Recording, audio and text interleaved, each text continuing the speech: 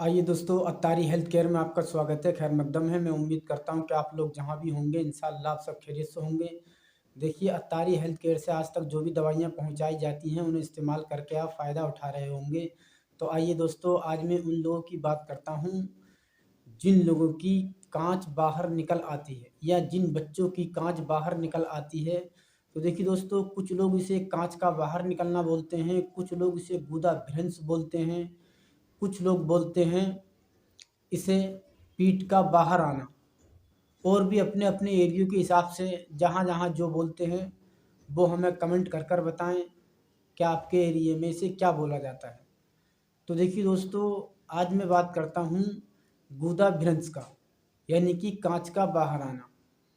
तो दोस्तों, अगर आपने हमारा चैनल सब्सक्राइब नहीं किया तो चैनल को सब्सक्राइब कर लें, बेल आइकन का बटन भी दबा लें, जिससे कि आने वाली वीडियो आप तक पहुंच सके। वीडियो को ज़्यादा से ज़्यादा शेयर भी कीजिए, जिससे कि ज़रूरतमंदों तक ये नुस्खे पहुंच सकें, इसका फ़ायदा उठा सकें।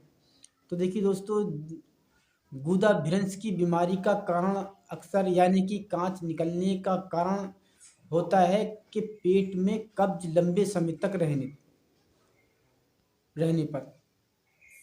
और दूसरी बात यह है कि जिन लोगों के पेट में ऐंठ वगैरह होती है, ऐंठन, मड़ोर या लूज मोशन का ज़्यादा होना या गर्म गर्म ज़्यादा चीज़ें इस्तेमाल करने पर हमारा मैदा जो है कमज़ोर हो जाता है, यानी कि आंतें हमारी बहुत कमज़ोर हो जाती हैं।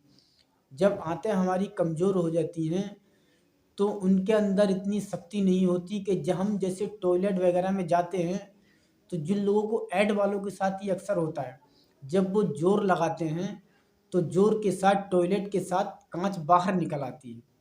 ऐसा ही बच्चों के साथ होता है।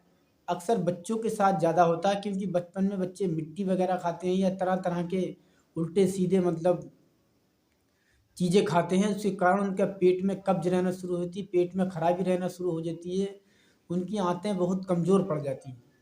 ये अक्सर उन लोगों के अंदर ही ज़्यादा ख़ास बात पाई जाती है जिनकी आंतें बहुत कमज़ोर हो जाती हैं या लंबे समय तक किसी भी कारण पेट में कब्ज रहने, किसी भी बीमारी के कारण कमज़ोरी ज़्यादा आ जाती है हमारी आंतों के अंदर।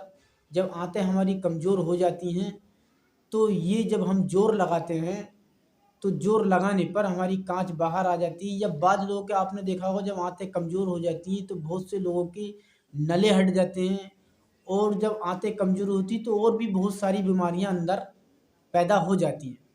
तो देखिए दोस्तों, आज कांच की बीमारी से बचने के लिए बहुत ही बेहतरीन नुस्खा है दोस्तों। इससे पहले भी हमने नुस्खा आप लोगों की खिदमत में मैं हाजिर कर चुका हूँ, जिसमें कि कुछ लोगों का कहना है कि नुस्खा बड़ा है, आप थोड़ा छोटा नुस्खा बताइए जिससे कि हम आसानी से कर सकें और पंसारी की दुकान से ख़रीदें या जैसे भी जहाँ भी मिल सके हम उसे इस्तेमाल करके फ़ायदा उसका उठा सकें।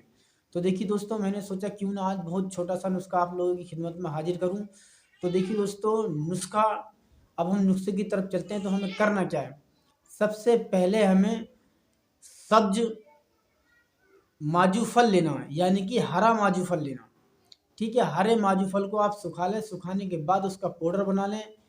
इसे आप 20 40 50 ग्राम तक ले लीजिए, कोई दिक्कत नहीं। ठीक है, आप 40 या 50 ग्राम ले लें। लेने के बाद 50 ही ग्राम आप फिटकरी ले लें, 40-50 ग्राम। ठीक है, दोनों बराबर मात्रा में ले लें।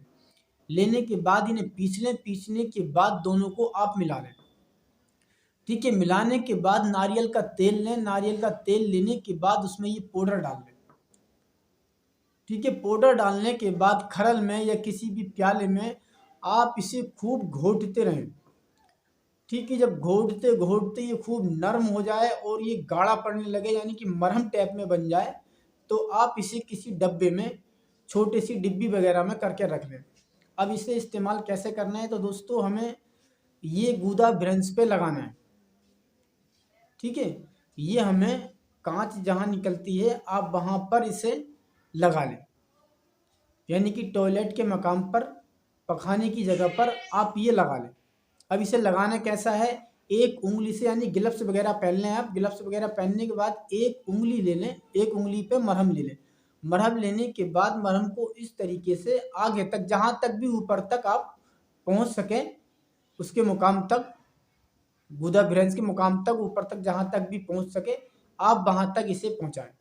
ठीक है, उसके बाद में इसे आप खूब लगाएं, कम से कम दिन में 2 बार तो लगा लिया करें। ठीक है, लगाने के बाद ऊपर तक पहुँचना चाहिए। उसके बाद में आप इस पे कोई कपड़ा वगैरह बाँध लिया करें। ठीक है, जितनी देर भी आपका कपड़ा रुक सके, मतलब टॉयलेट वगैरह, वैसे तो पूरा दिन कोई टॉयलेट थोड़ी आती है, एक ही बार आती है सुबह को, या जिन लोगों की कब्ज़ वगैरह आती है उन लोगों को 2 बार होती है। तो ठीक है, आप ये काम कर लिया करें। इंशाअल्लाह इसके इस्तेमाल करने से आपकी ये काँच वाली बीमारी बिल्कुल ख़त्म हो जाएगी और चंद ही दिनों में इंशाअल्लाह ख़त्म हो जाएगी। और देखिए मैंने दोस्तों खाने वाला नुस्ख़ा इससे पहले जो वीडियो अपलोड कर रखी है उसमें है, बहुत बेहतरीन नुस्ख़ा है। इस नुस्खे को इस्तेमाल करें, इंशाअल्लाह इसका फ़ायदा उठाएँ। तो देखिए दोस्तों, हम इसी तरह की जानकारियाँ देते रहते हैं। फिर अगली वीडियो में मिलते हैं नई जानकारी के साथ, तब तक के लिए